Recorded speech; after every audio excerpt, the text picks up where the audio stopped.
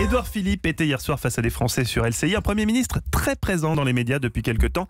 Est-ce une manière de préparer lui aussi son acte 2 du quinquennat? Alors hier, c'était la grande explication, le titre de l'émission bien trouvée de David Pujadas. C'est d'ailleurs dans tous les sens du terme face à des Français qui ne l'ont pas ménagé. Le Premier ministre s'est montré direct et cash, histoire de dire qu'il n'y a pas que lui qui sait faire le titi parisien.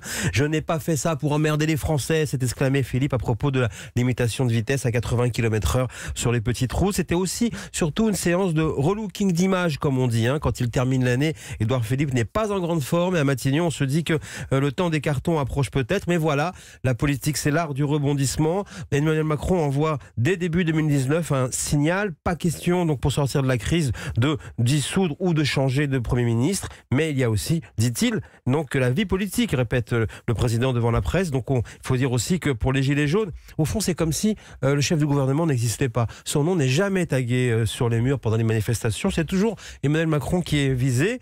Voilà donc Édouard Philippe qui peut tranquillement préparer la suite, quoi qu'il arrive, parce que tout est clair avec le président de la République. Dès le début, il a accepté la règle. Le patron, c'est Macron. Et de l'extérieur, on pourrait même dire que Macron fait tout et Philippe le reste, mais c'est évidemment un peu plus compliqué. Alors qu'est-ce qui fait courir Édouard Philippe en cette deuxième année du quinquennat? Alors il cultive l'authentique, comme dirait Pagnol, au risque d'étonner. La semaine dernière, par exemple, lors d'un déjeuner à l'Élysée avec les présidents des deux assemblées, on a constaté qu'il contredisait sans embâche le président. Pas chaud pour une nouvelle phase de décentralisation, pas chaud non plus pour un référendum. Autour de la table, je peux vous dire qu'on ouvrait des yeux ronds. Mais il reste dans son couloir, n'a pas adhéré à En Marche, il se heurte souvent à des députés qui trouvent sa politique trop à droite, trop raide.